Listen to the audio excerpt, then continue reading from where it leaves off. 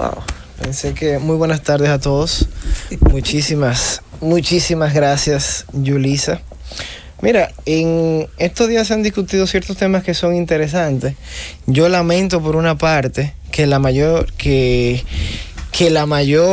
fragmento de todo lo que estamos hablando se circunscribe naturalmente al tema de la pandemia, que es lo que nos ocupa a todos y lo que de alguna manera es el tema del momento. Pero por ejemplo, ahora mismo en el programa me acaba de llegar un mensaje que intenta explicar cómo va a suceder o cuáles son las fases que se van a tomar en el Poder Judicial para producir la desescalada. Inclusive Esteban ahora mismo me hacía una pregunta. ¿Están preocupados los abogados? Una pregunta sobre derecho, etcétera. Mira, lo primero que hay que aclarar es lo siguiente. El Poder Judicial mandó un documento, puso circulado un documento en el día de ayer, en donde no da una fecha de inicio a que un abogado pueda ir a buscar documentos.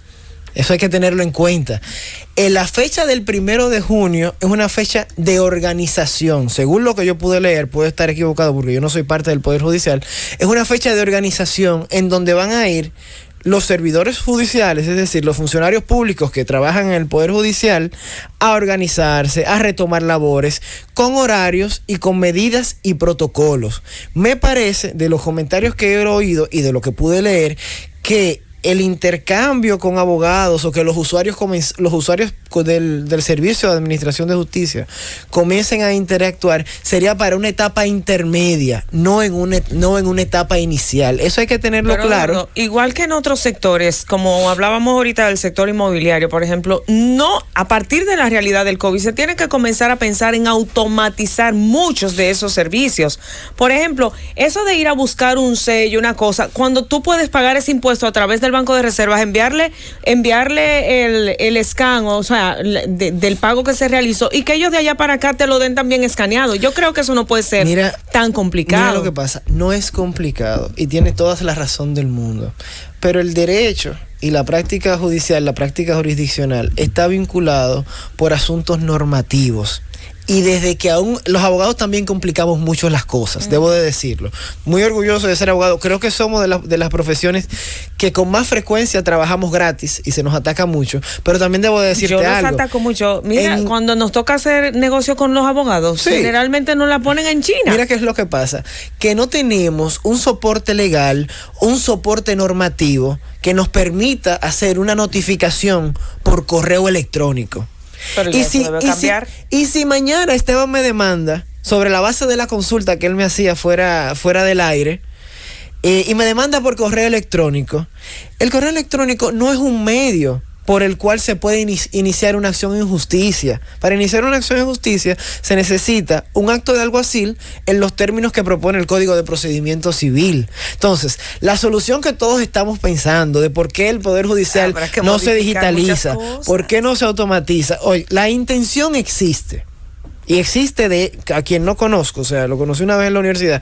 La intención de modernizar el Poder Judicial en ese sentido existe, pero hay un óbice normativo muy importante. Tenemos que recordar que se trata de un poder del Estado y siendo un poder del Estado, la burocracia primero es muy alta. El Poder Judicial es un gran empleador, y además uno de los servicios que tiene cobertura nacional y uno de los servicios públicos que con más frecuencia se utiliza. Entonces, modernizarlo, digitalizarlo, es un tema inclusive que puede causar discusión en cuanto a homogeneidad.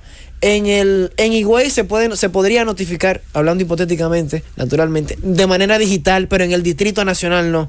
¿Cómo afecta eso el principio de igualdad? ¿Cómo afecta eso el acceso a la justicia? O sea, claro, en términos prácticos, la idea es que se automatice todo. Exacto. Y que si hay que cambiar el código, o la normativa, que se vaya mirando eso, porque ya eso es el futuro. O sea, el futuro ya llegó, está aquí, es una realidad que tenemos. De hecho, y que nos encontró y nos está dando de frente. Los dos grandes problemas son precisamente la logística de un servicio de nivel nacional y segundo, las exigencias normativas al tratarse de uno de los tres poderes del Estado. Porque por ponerte un ejemplo más claro, cuando yo en mi oficina decido que voy a modernizar y decido que voy a poner una nube, yo lo hago y punto. Y como en rimas con el ejemplo que ponías más temprano, cuando decía ya podemos ofrecer tours virtuales, tú lo se hace y punto, y a la gente le gusta, y naturalmente al usuario del Poder Judicial también le va a agradar poder utilizar medios electrónicos, pero existe ese pequeño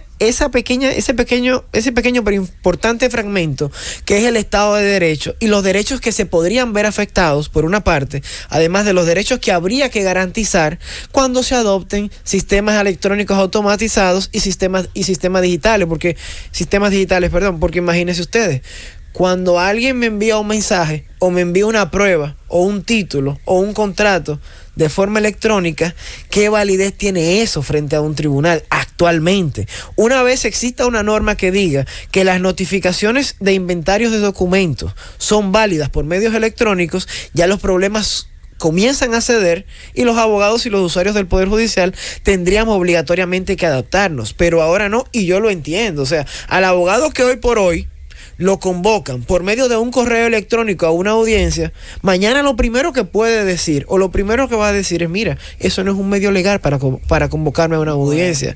Al abogado que mañana le notifican unos documentos por un medio electrónico o por un mensaje de WhatsApp, por un medio digital, lo primero que va a decir: espérate, los documentos se notifican en secretaría, se depositan en secretaría y allá yo voy y tomo conocimiento. ¿Cómo están? ¿Tú tienes conocimiento de otros países? Sí, claro. Si lo han adaptado a su código o no. Por ejemplo, el tribunal, lo que sería el Tribunal de Finanzas alemán, funciona totalmente digital, lo que se denomina paperless. Ellos no utilizan papel en absolutamente nada. Pero claro, un tribunal de finanzas. Es un tribunal de finanzas, bueno, pero a nivel penal como que más... yo entiendo que, mira, por ejemplo, ahora que dices nivel penal, algunos casos de migración de los Estados Unidos se conocen totalmente virtuales. Es decir, el tema es lo que yo decía o lo que discutíamos un poquito más temprano, es ¿hasta dónde podemos asemejar la experiencia de la presencialidad a la virtualidad?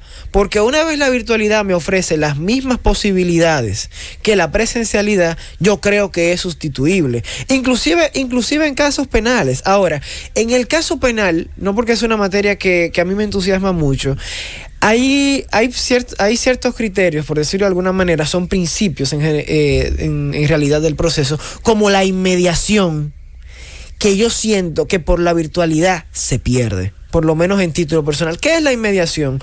No es lo mismo que un juez, un magistrado, acabe de escuchar a una víctima de violación, de qué le pasó, de cómo sucedieron los hechos, acabe de escuchar en ese mismo momento a su abogado y también escucha al Ministerio Público y a la contraparte y toma una decisión ahí en caliente, escuchando a la víctima, escuchando a los testigos, que la tome un año después o 30 días después, ¿me entiendes? O que la tome a través de una pantalla. Entonces, ciertos requisitos que tiene el proceso penal, por ejemplo, para reproducir lo que se debe considerar una reproducción de la verdad, se perderían hasta cierto punto. Es que no va a aplicar para todos los procesos, no, pero hay cuestiones administrativas que sí. Sí, lógico. Mira, yo, por ejemplo, el tema de solicitar un acta de nacimiento pudiera hacerse vía virtual, como se está haciendo lo de solicitar una carta de impuestos internos de que tú estás al día. Lo del acta de nacimiento no es propiamente del Poder Judicial, es de la Junta Central, Electoral.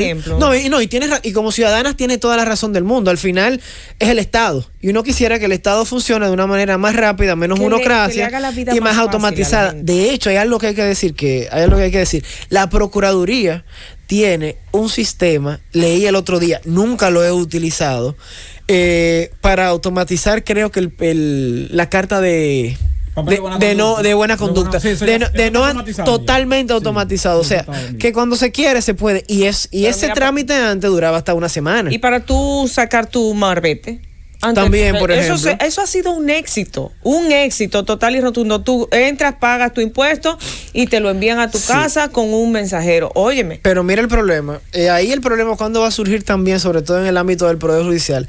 Podrás ofrecer el servicio, pero luego tienes que garantizar el acceso, porque si no tendrías un gran problema con uno de los derechos básicos de la jurisdicción, la tutela judicial efectiva y el acceso a la justicia. Si mañana decimos que se pueden hacer notificaciones por correo electrónico, pero vamos a un pequeño municipio de Pedernales, por decir algo, y son personas de 80 años que no utilizan correo electrónico, entonces tendríamos que admitir un sistema híbrido, es decir, un sistema de correo electrónico diciendo que ese es el mecanismo y el sistema de los actos de alguaciles. O una tercera opción en donde a una persona de 80 años que no maneja necesariamente la tecnología, el Poder Judicial le provea de un asistente, una persona, etcétera, que lo ayude a la reivindicación de sus derechos. Por eso le digo, pero claro. ahí también estaría la mano del profesional como tú. Por ejemplo, si una persona que no es letrada o que necesita un servicio de una persona entendida en derecho, va a ir donde ti, te lo va a solicitar y tú vas a hacer la solicitud. O sea que,